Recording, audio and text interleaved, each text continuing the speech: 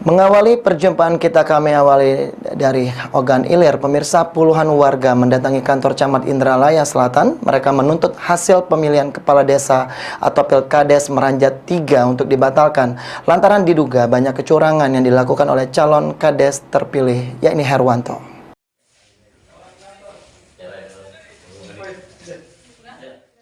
Puluhan warga mendatangi kantor Camat Indralaya Selatan guna menuntut pembatalan hasil Pilkades. Menurut Nazori, salah satu calon kades Meranjat 3 yang memperoleh suara terbanyak kedua pada Pilkades serentak pada 15 Oktober 2022 lalu, pihaknya sudah mengajukan keberatan ke Kecamatan Indralaya Selatan.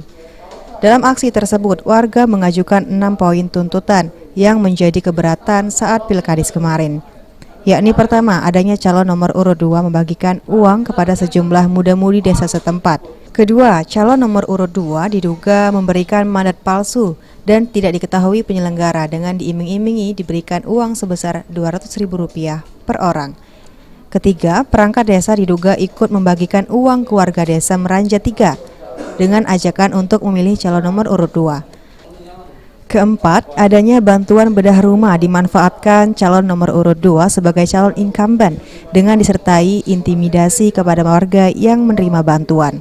Kelima, panitia Pilkades Meranjat 3 tidak melibatkan saksi dari calon nomor urut 3 dalam penandatanganan hasil akhir. Keenam, calon kades nomor urut 2 mengajak jalan-jalan para pemuda desa Meranjat 3 pada saat masa tenang. Dengan 6 keberatan tersebut, massa meminta hasil Pilkades Meranjat 3 untuk dibatalkan.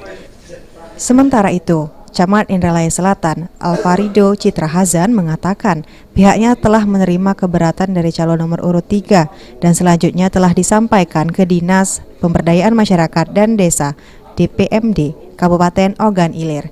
Karena yang mempunyai kewenangan ada di DPMD Ogan Ilir.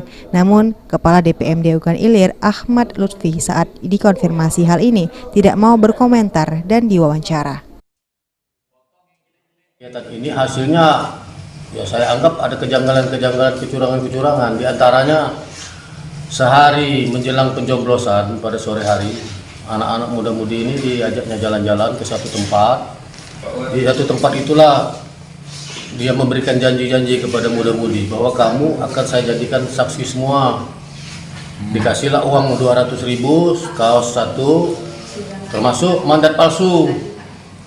Mandat itulah yang memberikan iming-iming bahwa ini merupakan penghargaan. Tapi kamu harus nyoblos saya. Kalau nggak nyoblos saya anggap pengkhianat. Kejanggalan-kejanggalan itu kalau bisa digugurkan. Karena tidak deal, pelaksananya ada kecurangan-kecurangan yang saya sebut-sebutkan tadi. Ahmad Romawi, PAL TV.